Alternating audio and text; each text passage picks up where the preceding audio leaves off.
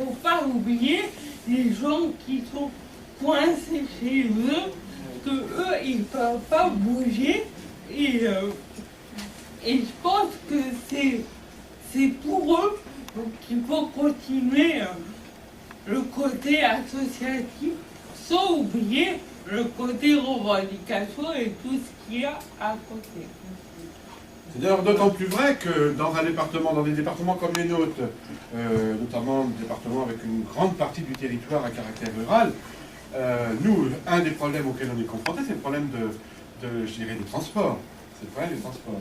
Et aujourd'hui, disons-le tout net, si la délégation ne faisait pas une activité de transport, je dirais, substitutive à l'inexistence de transport public, il y a un certain nombre de gens qui seraient, je dirais, complètement isolés et de manière permanente.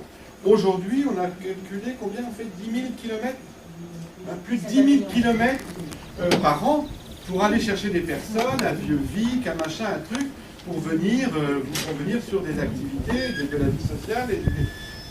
Et on ne fait qu'à la hauteur de ce qu'on dispose, c'est-à-dire en gros 2 véhicules et un nombre de chauffeurs qui n'est pas négligeable. On a en tant que bénévole 8 à 10 personnes qui font des transports régulièrement. Donc c'est pas neutre, hein, c'est pas peu. Mais bon, c'est vrai qu'on est aujourd'hui avec une vraie difficulté, notamment pour avancer sur un certain nombre de sujets. Un des sujets centraux, c'est le problème du transport. C'est le problème du transport et de la circulation.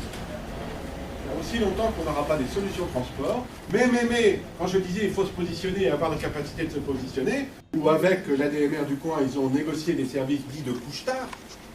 En Eure-et-Loire, c'est clair, les services s'arrêtent à 20h. Hein? Non? Pas plus, oui, pas tous, oui. S'arrêtent à 20h. C'est inacceptable, donc il faut...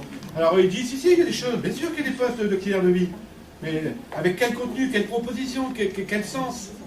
Le mec qui veut aller au stade de foot, le mec qui veut aller au théâtre, le mec qui veut aller à une réunion à l'APF, etc. Soyons clairs. Quand il rentre, nous on connaît une dame de notre réseau, la APF, elle ne veut pas renoncer à sa vie sociale et bien lui fasse. Nombre de fois, quand elle rentre dans son domicile, c'est clair, elle fait aller son fauteuil électrique à l'arrière et elle passe sa nuit comme ça. Elle n'a pas toute solution. C'est inacceptable. Donc, et elle, bon, elle prend sur elle, mais bon, il faut que ça se termine au plus vite.